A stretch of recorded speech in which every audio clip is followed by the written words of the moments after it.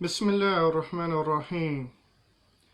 Alhamdulillahi Rabbil Alameen. Wassalatu wassalam ala ashraf al-anbiya wal mursaleen Muhammad wa ala alihi wa ashabihi ajma'een. Amma ba'ad. For those that don't know me, my name is Najeeb Anjelesi. This is how I'm well known to the people, generally speaking. And I wanted to take this time to address a question that was posed to me via WhatsApp. And I think that the answer will be beneficial to the believers in general. I'm trying to pull up the question now, the full question. The questioner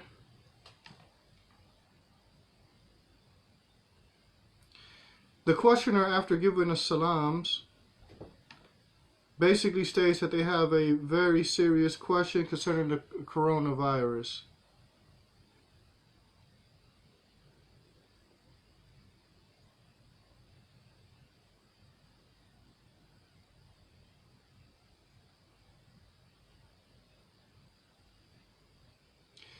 So the questioner is basically saying the first part of the question is cut off. I can't see the first part. But the questioner was asking about the coronavirus and how they're reading that this coronavirus from an Islamic perspective was sent by Allah Tabaraka wa Ta'ala. That Allah Tabaraka wa Ta'ala was the one who sent down this bala, or this trial, upon humanity in this time. But then the questioner then states that they basically heard some people say that this disease was created in a lab along with its cure for whatever agenda, whether that be making billions for a patented vaccine, cure, etc. So the questioner continues, I actually believe it only since this has happened in the past. There are movies about it and the general corruption of the pharmaceutical companies, etc.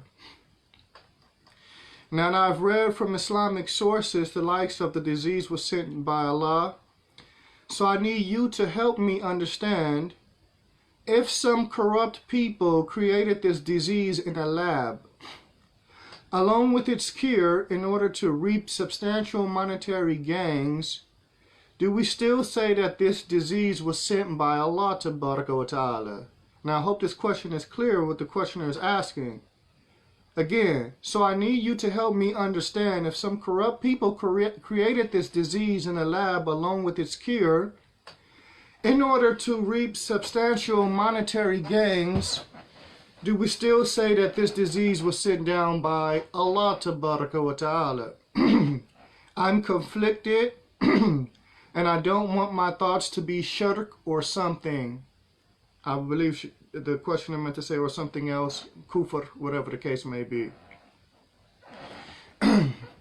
Now, the reason why I want to take the time and deal with this particular question is because this particular questioner is not the only one that has such doubts. And I think that it would be beneficial for the people in general to hear the Islamic answer. Now, first and foremost, I'm going to answer the question hypothetically speaking. Let's say hypothetically some scientists were in a lab and they concocted this particular ailment. So the questioner is asking, do we now still say that this is from Allah? The answer is yes, we do still say that this is from Allah. Why? How? Why do we say that? How do we say that?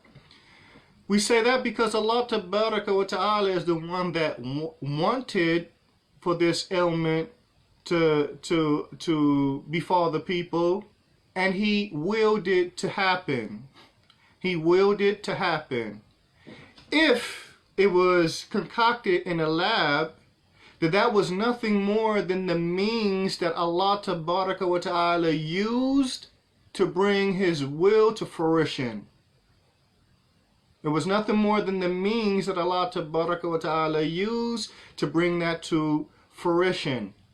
Now, in order to understand this, then let's take a look at a slightly different subject matter.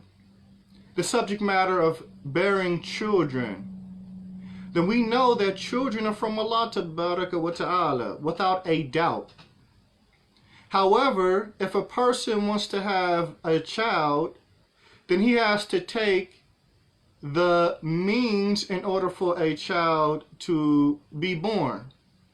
So that would be by way of sexual relations with their lawful spouse, their wife, and thus forth and so on. And then once the sperm impregnates the egg, you have what you have take place from the pregnancy. 9 months later, a child is born. 9 months later, a child is born.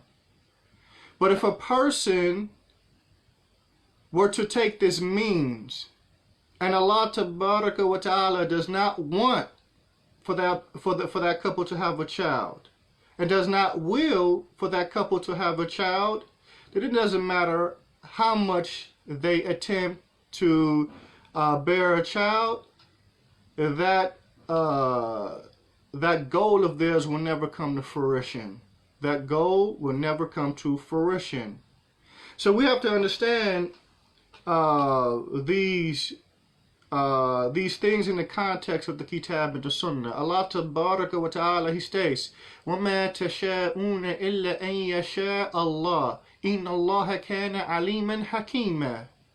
That you all do not will unless or except that Allah wills. You don't will to do something, to bring something to fruition, and thus forth and so on, unless Allah wills, yani for you to be successful in that regard. Inna Allah kana aliman hakima. And Allah Tabaraka wa Ta'ala was all-knower and all-wise. And Allah Tabaraka wa Ta'ala, He also says, لِمَنْ شَاءَ مِنْكُمْ أَنْ يَسْتَقِيمُ وَمَا تَشَاءُونَ إِلَّا أَنْ يَشَاءَ اللَّهُ رَبُّ الْعَالَمِينَ. Whoever from amongst you all wills to be upright, then none of you all wills anything unless Allah wills it to be. Unless Allah, Lord of all that exists, wills it to be. So, hypothetically speaking, if this particular ailment was created in a laboratory somewhere by some scientists, wherever they may be, then it is still correct and right to say that this ailment was sent by Allah. Why? Because Allah wanted it and willed it to come to be. The scientists in the laboratory, they were nothing more than the means that Allah used to bring it to fruition. That's it. That's it. So that's one of the things that I wanted to deal with as it relates to this question.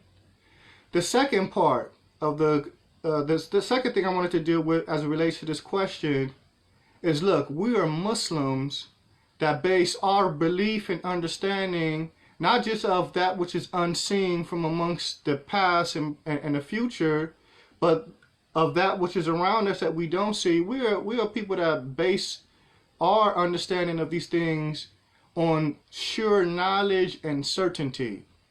Not conjecture, not conspiracy theorists, not the rumors that are being propagated by people throughout the society. On the contrary, we're those that base our understanding of something that's taking place based off certain and sure knowledge, not conjecture. You know, we're Muslim, and so this is how we deal with any matter. So unless it is explicitly proven that somebody concocted this ailment in a laboratory, I wouldn't advise the questioner to hold firm to that understanding or that belief without any type of sure and clear proof. Without any sure and clear proof. As Allah Tabaraka wa Ta'ala, He says, وَمَا لَهُمْ بِهِ مِنْ عِلْمٍ إِنْ يَتَّبِعُونَ إِلَّا الظَّنَّ. And they did not have with them any knowledge On the contrary, they only follow dhann, yani conjecture, things that were yani not certain, people just talking, and thus forth and so on. وَإِنَّ الظَّنَّ لَا يُغْنِي مِنَ الْحَقِّ شَيْئًا. And dhann does not benefit the truth in any way whatsoever. Dhann, this conjecture, it does not add or avail the truth in any way whatsoever. So if we're to hold an understanding that something is taking place because of this, then let that understanding be based off something that is sure and certain, and not based off, well, you know, I saw on YouTube, or, you know, the conspiracy theorists are saying this, you know, and thus forth and so on. And if it comes out to be true based off sure and certain knowledge, then that best. My point is, don't hold opinions that are based off conjecture, that are based off dhann. Hold opinions about what's taking place in the world based off certainty, based off sure knowledge that this is what is taking place. You have your evidence to support what you're saying, and as a result of that, that's why you hold that particular opinion.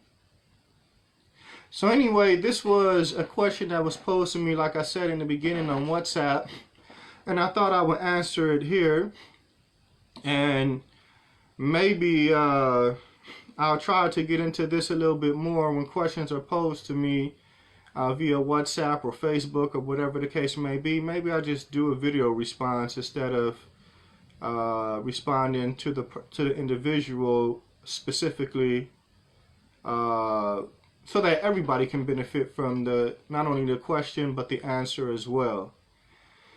But don't hold me to that, because I am a busy man. And with that, subhanakallahumma wa bihamdika ashhadu an la ilaha illa ant astaghfiruka wa atubu ilayk. Assalamu alaikum wa rahmatullahi wa barakatuh.